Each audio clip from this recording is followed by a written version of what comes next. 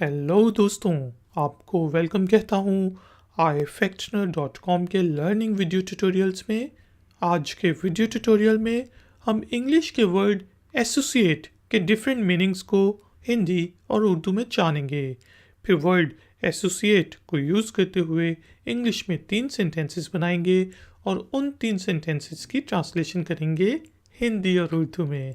आखिर में होगी जी छोटी सी English speaking and writing exercise. तो शुरू करते हैं अपना आज का video tutorial.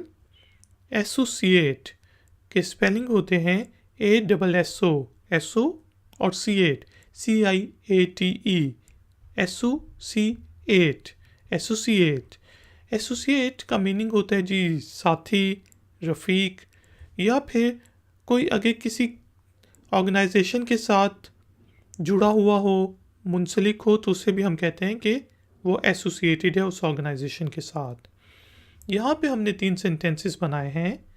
I am not associated with this organisation, कि मैं इस तंजीम के साथ, इस अंजुमन के साथ, इस ऑर्गेनाइजेशन के साथ नहीं जुड़ा हुआ हूँ। I am not associated with this organisation. इसी तरह she is my business associate, ये मेरे बिजनेस की साथी है, कारोबारी साथी है, कारोबारी रफीक है। She is my business associate.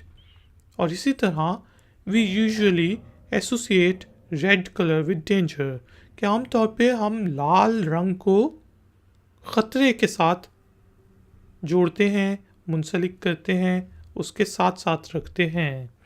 We usually associate red colour with danger. तो दोस्तों हमने देखा एसोसिएट का मीनिंग होता है साथी, रफीक, जुड़ा हुआ होना।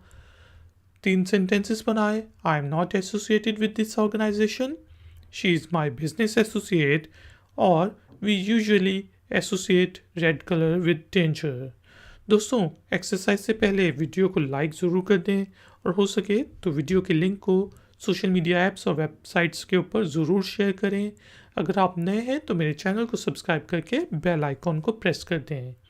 एक्सरसाइज के तौर पे आपने वर्ड एसोसिएट को यूज़ करते हुए इंग्लिश में एक छोटा सा सेंटेंस बनाना है, उसे 1-2 दफ़ा रिपीट करना है, बोलना है यानी कि, और उसे फिर नीचे दिए गए कमेंट्स बॉक्स में पोस्ट कर देना है। मैं आपको चेक करके बताऊंगा कि उसमें कोई गलती तो नहीं। थैंक यू वेरी मच कि आपने मुझे इस ट्यूटोरियल के लिए ज्वाइन किया। मिलेंगे एक और नए ट्यूटोरियल में। Until then, take care, keep learning, keep enjoying. Good day.